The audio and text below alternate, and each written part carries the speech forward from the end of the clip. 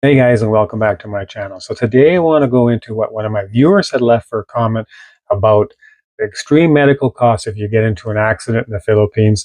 I'm going to do a separate video on the medical because I think it's really worth covering. But I want to talk about the driving, the safety of it, and is it expensive? Ways to protect yourself, what you can learn, and what you should avoid. And a real important thing I want to talk about is an actual comment that he had left regarding saying, and if you're a white man, it's automatically your fault, and you're paying.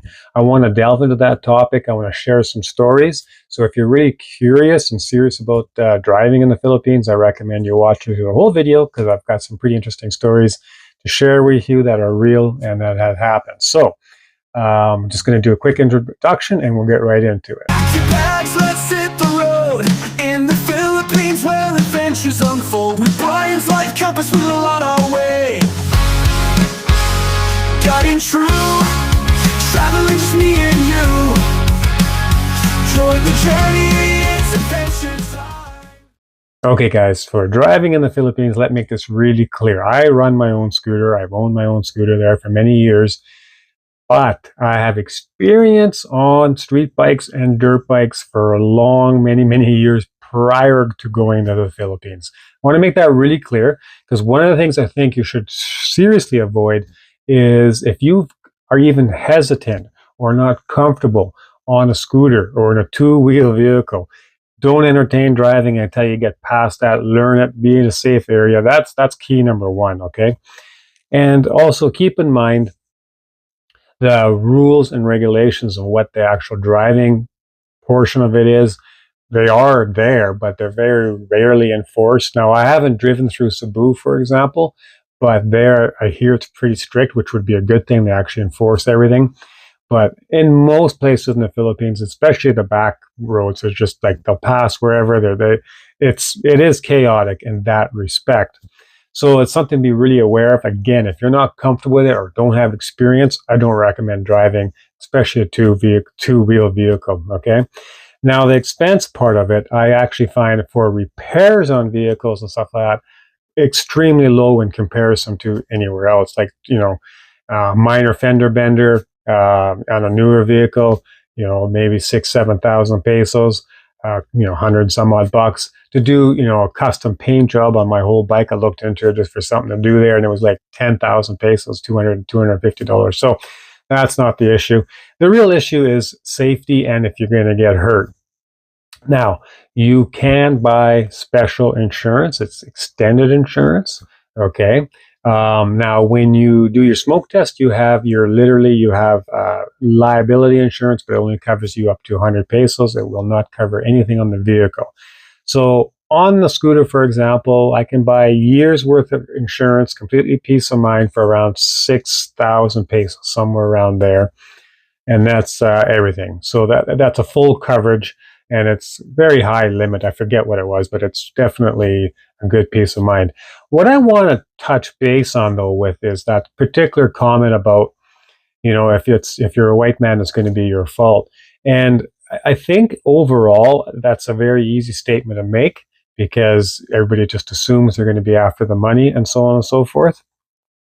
But I'd like to share with you a few stories that are literally happened while I was there, and it may just give you a different perspective on things. Now, I know somebody, a foreigner, was going through, and he was on his bike, and a Filipino in a car cut out in front of him, and he actually hit the car, flew over the car, did significant damage. Okay, and hurt. Right now, it wasn't actually. Luckily, he wasn't hurt very bad at all. A few scrapes and cuts like that. It ended up being that the actual Filipino paid for it. Now, he couldn't afford it, but he bought him a new bike. When I say a new bike, paid for the repairs and did it installments, okay? And the Filipino had a vehicle, okay? And my point being there is, it's not like that all the time. It's not like that at all. That stereotype of like it's going to be automatically your fault, that's just not necessarily true, okay? I'm sure in a greater portion, if there's a 50-50 chance of fault and all this kind of stuff, if you're going to go through court, it might be a little bit more difficult. Dash cams are very good and definitely a good thing to have. Okay, you got your proof right there. But another story I want to share is I know somebody else now. It was a foreigner and a the Filipino was in front, and he just did a random U-turn, which is very common. Foreigner T-bowed him. Now, what happened there was, and actually the foreigner got hurt. He hurt himself on his hand. But the Filipino actually got on his bike and took off. Now, and didn't check out anything. Okay, the assumption there is he probably wasn't legally allowed to drive, didn't have his driver's license, maybe the bike wasn't registered, so on and so forth. That's another thing you're going to find. Many of them out there are not supposed to be driving, and you can always tell when there's a checkpoint because you're driving along the road and you see this. Why is there like hundreds of bikes on the side of the road, or whatever? And it's literally there's a checkpoint. Okay, so they all kind of stop and wait for it to go. It's very interesting to see because in North America, there's no way you're gonna get away with that. They see you, they're gonna pull over and chase you down, kind of thing, whatever. So it's kind of an interesting thing. So that's something that, these are real stories. Now, I've also heard about, you hear about these stories. I know somebody that knows somebody that knows somebody. But those two stories, they were actually my neighbors in the apartment. So I seen the results. I was told what happened.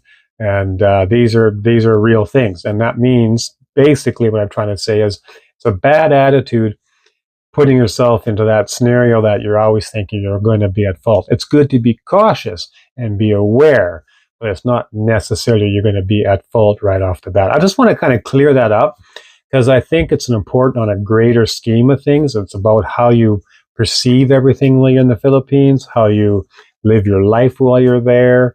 And if you have that, well, I'm going to say, for lack of better words, negative attitude, it'll affect everything that you're doing as you're there. And the whole point of being there is enjoying and enjoying the culture as well, and getting out on the road. Now, having stressed something else as well, I want to say that's really important again.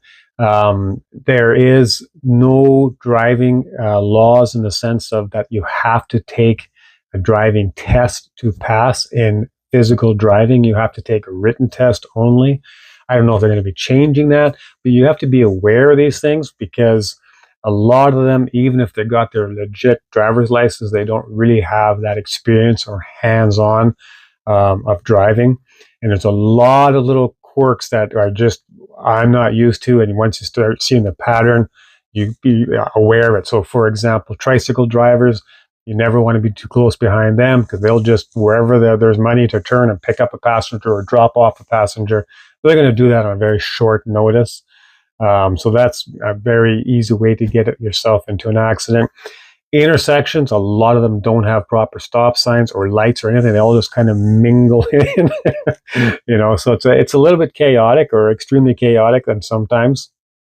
But I really want to narrow down on that particular comment because it doesn't always happen that way. Okay, if you're self-aware, have your proper paperwork, you're obeying the laws and all this kind of stuff, and it literally is not your fault. I think you have a very good chance of it not being your fault in a legal sense for payment and stuff like that. Okay, guys? If you got any other comments or experiences, personal experiences where this is, that you want to share that's actually happened with you or something like that, I would love to hear about them.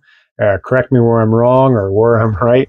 And I will be doing a video on actually other things about driving, about how to get your license and so on and so forth. If you guys are interested, to leave a comment on there.